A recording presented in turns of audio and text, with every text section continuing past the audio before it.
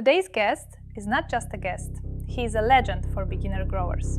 It's Matt from Strange Show. The Strange Show is basically just information about these plants in this community for people who may have felt left behind by other information about these plants in this community.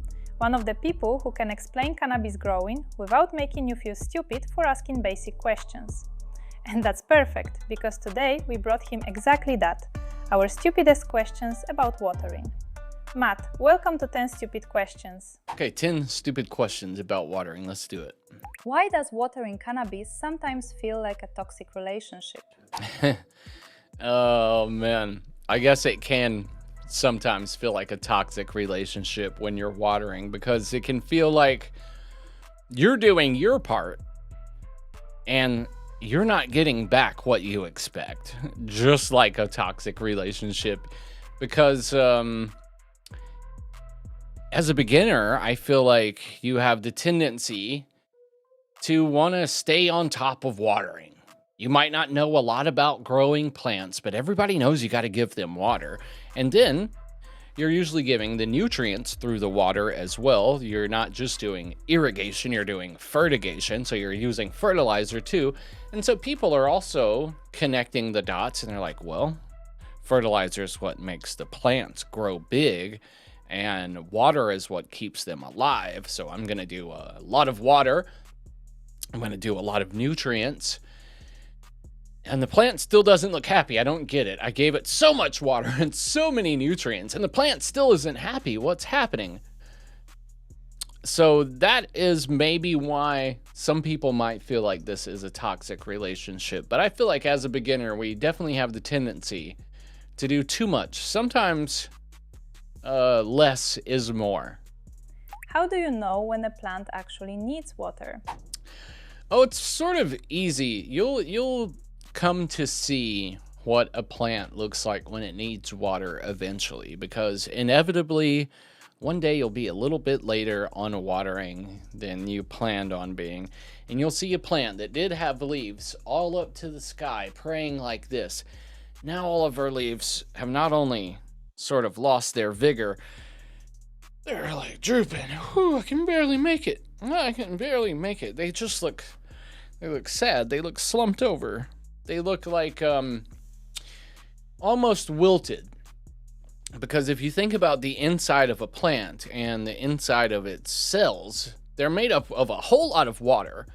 And when you're missing out on this water, there's nothing really to keep these cell walls plump and, hard enough to keep the plant upright and happy looking. So if you think you're low on water and you see this droopy plant, very clear sign that, you need a little more water. What are the clearest signs of overwatering versus underwatering? Maybe the clearest sign of underwatering could be what we just mentioned, the very sad, droopy plants. And they're not just sad and droopy. They're sad and droopy, but they also sort of look depleted. They look flat, they look just, I don't even know the word for it. They look almost squished. Like I was describing the cell walls being plump. It looks like the internal structure of the plant is like collapsing on itself. And so if you think you're underwatering and you're starting to see these droopy, weak-looking plants, very clear sign.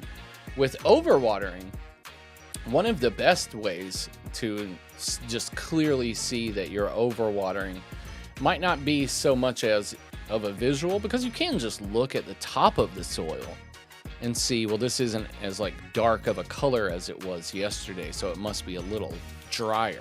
That isn't really a good visual representation of the whole container.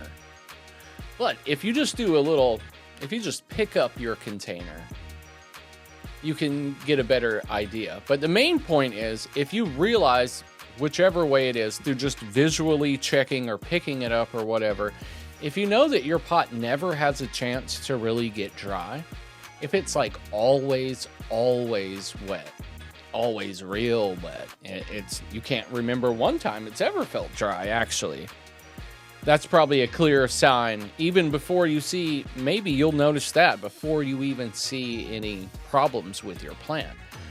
Because another thing you can see with plants that you've overwatered is you can also see droopy plants from overwatering. And to a beginner, this can sound like, oh shit, here we go again. Here's another thing where it could be this or it could be that, it could be these two different things making my plant droopy. And even though the cause is completely opposite, overwatering versus underwatering, the visual effect that I'm seeing, that I'm supposed to judge as a new grower, looks very similar to me. Like, how am I supposed to keep up with this? So there's going to be other context clues we can use, like, has it ever dried out? Does it feel really heavy? Maybe those are two of the clearest ways to go about this. Why do overwatering and underwatering sometimes look almost the same? You know, I think, and I'm not maybe the most technically savvy or informed person to speak on this. I know I'm not the most. But I think it also has to do with like the internal structure of the plant. Because if a plant internally doesn't have enough water for its cells to keep them, for lack of a better word, erect and plump, you know, keep the plants firm and stiff. That's what she said. That can make it droopy. But also think about it if the plant has too much water. It has like a abundance of moisture. Now maybe the cells are flooded with moisture and the plant it can't even keep itself up over its own under its own weight. Maybe the plant in your environment is now transpiring water so fast from the roots out through the stomata of the leaf that it just can't keep up with itself and it's just falling down. That's the way I think of it. I don't know if that's technically accurate. Should beginners water by schedule, by pot weight, or by what the plant is showing? Oh, schedule, pot weight, or what the plant is showing. This is one of those things that you will see with a lot of stuff in growing questions, where it's sort of like it can depend, or it's opinion based, because there's really no wrong answer. What was the three? Pot size? I mean, pot weight. What the plant is showing. Okay, schedule, pot weight, or what the plant is showing. So all three of those could be very accurate ways to judge when you want to water. They're all could be correct, but they're not all foolproof. Like, you could have a schedule that should be right, but then if you go against what the plant is showing, just because you have something on the schedule, you could have negative results. And same with the pot weight. Maybe not as much with the pot weight, because the pot weight is more indicative of what the plant actually needs than just a schedule. But if we think about this order backwards, if we think about first looking at what the plant is showing, we learn our plant, our specific cultivar in our specific environment. And you watch how usually it's she, you watch how the plant reacts to running out of water. Eventually you'll see it, like you're waiting for the plant. If you're going by the signs of the plant, you're going to wait on it to show you it needs water. So when she starts to droop, now you're using the visual sign. The plant is just showing you clear as day, hey, I'd like some water, please. And then you can use that to say, okay, now I'm going to pick up my pot and see what the pot weight is on the day she needs water. And now that you are doing this all the time, every time the plant needs water, you pick up the pot to see how heavy this is. Now over time, after a couple of rounds of watering, you're going to get a lot better sense of the weight of this plant. And you're also going to be picking it up every day in between. And so eventually you'll know what it feels like when you first water it versus halfway through when it needs water versus the day before it needs water. And then after you've learned this from what the plant has shown you, then you can maybe use that to build a schedule. But even with schedules, these can always change depending on cultivar, depending on time of year and the environment in your room. And they're not always going to be the same for everyone. So a schedule is usually not ever one size fits all. And even for you in your own space, the schedule will probably change over time and with different strains. What actually happens to the roots when the medium stays wet for too long? Oh, when your medium is wet for too long, a few bad things are happening. And one of the main ones is you're depriving the roots of the oxygen that they need to function. Because roots do need oxygen. They need moisture. I mean, of course you have to keep them moist or they're going to shrivel up. But they also need oxygen. That's why if you think about like a deep water culture hydroponic system, the roots aren't just in a bucket of water. They're in a bucket of water with a big air stone that is constantly like juicing this water full of oxygen, because the roots just need that to stay healthy. And if you were to remove that oxygen stone, that air stone and that air pump out of that bucket, and you just let the nutrients, I mean the roots, the same roots sit in this same nutrient solution, and the only thing you changed was remove the oxygen, take that air stone out, it's not going to be very long at all before these roots start to get really gross. They're basically just going to rot away. So you're going to have like the physical destruction of your roots, which of course is bad. If they don't exist, they can't function properly. But also without the oxygen they need, they can't function properly. So even before you're seeing like visual signs of root rot, you can see, or you might see signs of your plant not uptaking nutrients very well, or in weird ratios. Maybe it's like doing a good job only pulling some of the nutrients that you're actually feeding to the plant. And so you'll wonder, you know, why am I seeing a deficiency when I know I'm giving this nutrient? And it's because you have a root problem. You have root rot maybe. And the roots can't do what they need to do because they don't have that access to oxygen, which is like part of the whole life cycle of your rhizosphere, of your root zone. Oxygen is important. Should you always water until runoff? Or is that advice beginners often misunderstand? Should you always water to runoff? No, I would say there's very few things with growing that like are a very hard and fast rule. I feel like you should always absolutely do this one thing. Some of them are, you should always start with good genetics, you know, things like that. But with runoff, this is another one of those things where it depends. It depends on your media. It depends on your growing style. It depends on your setup sometimes. Where I do like getting runoff pretty much every single time I water is when I'm doing, well, let's not even say every single time. See, that's still very finite. I like to have wiggle room because it always changes. This is like I'm always learning new things and I'm always adapting for the plant. But I do love getting runoff, especially when I'm growing in like a cocoa media with salt-based nutrients.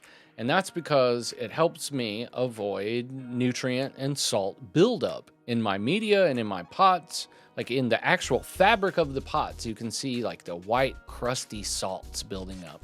And that same thing that you see on the outside of your pot is happening on the inside of your pot if you're not getting some good runoff, at least every now and then, because the water is traveling through your pot with the salts dissolved in the liquid.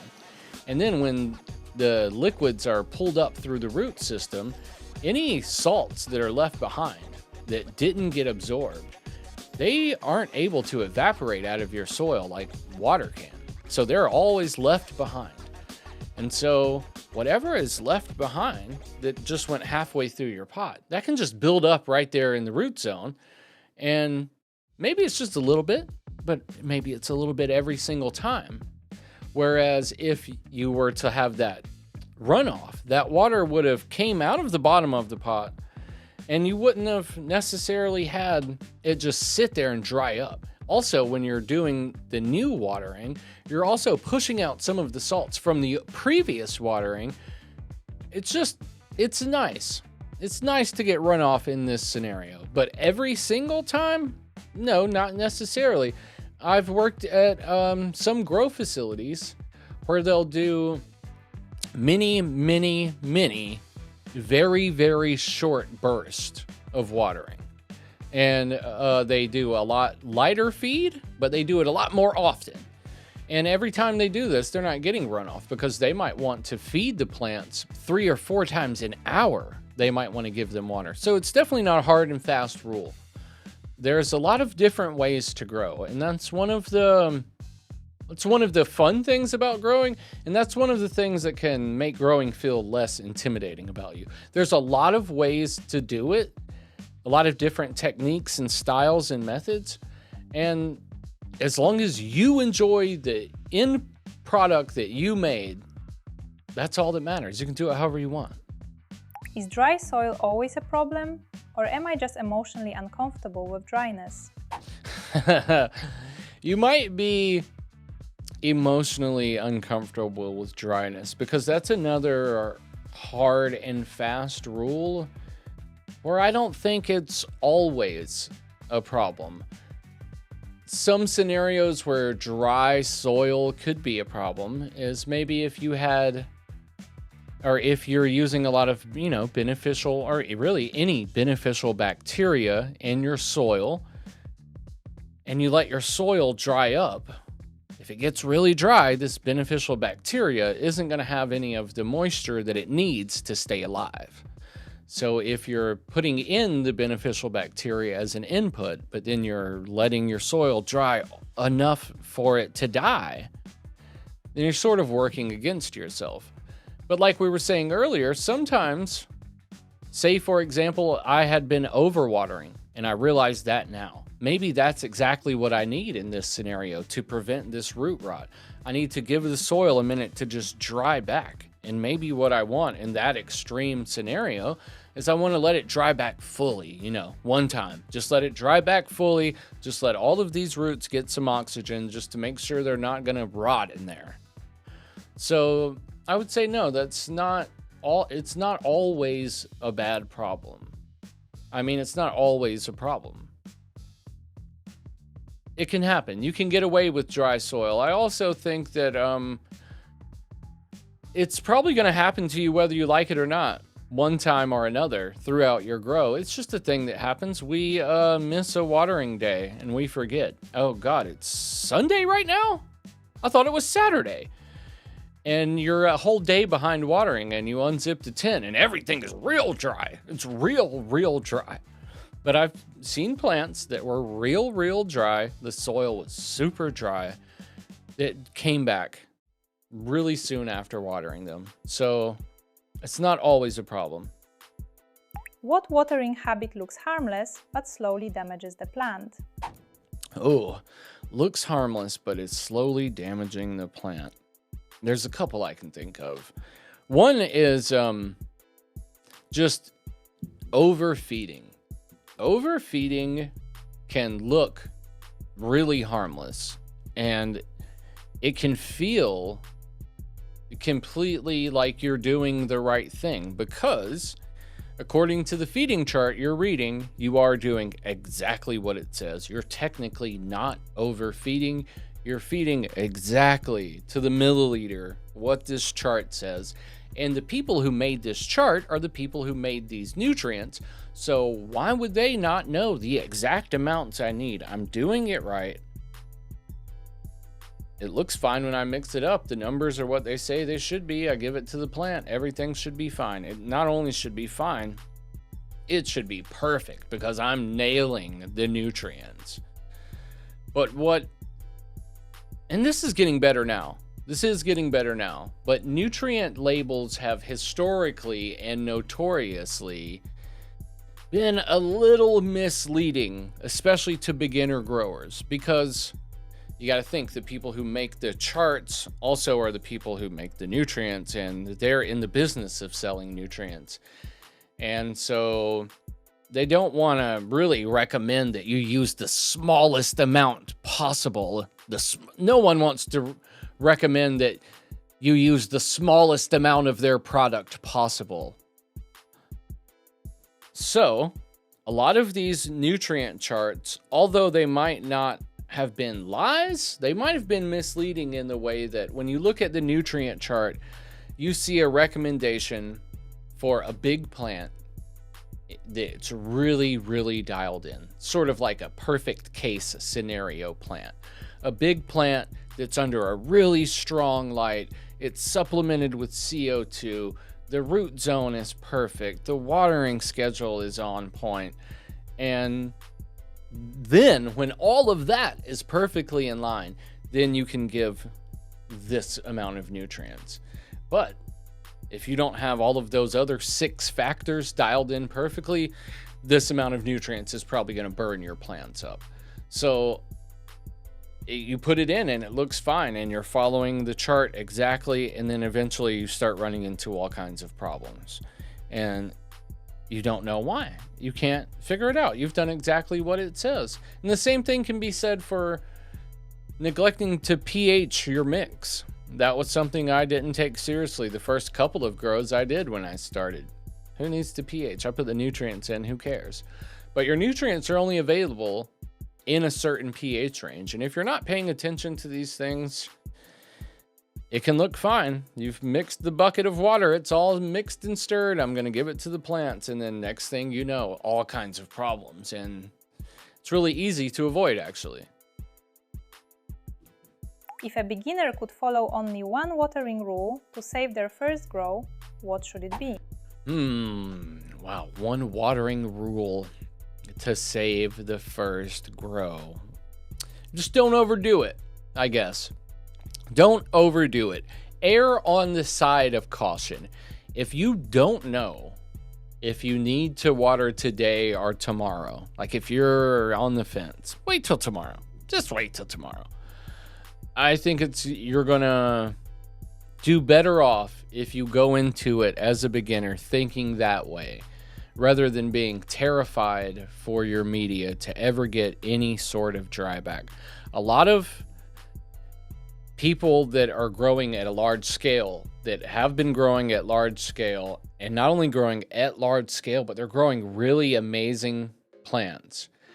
They have this as part of their SOPs of their grow, a very controlled dryback, but a dryback nonetheless. It's part of the process. It's like a controlled stressor. It is a stress to the plant, but a lot of the things we do growing this plant are like little controlled stressors that make it stronger in the end. And this can be one of those things.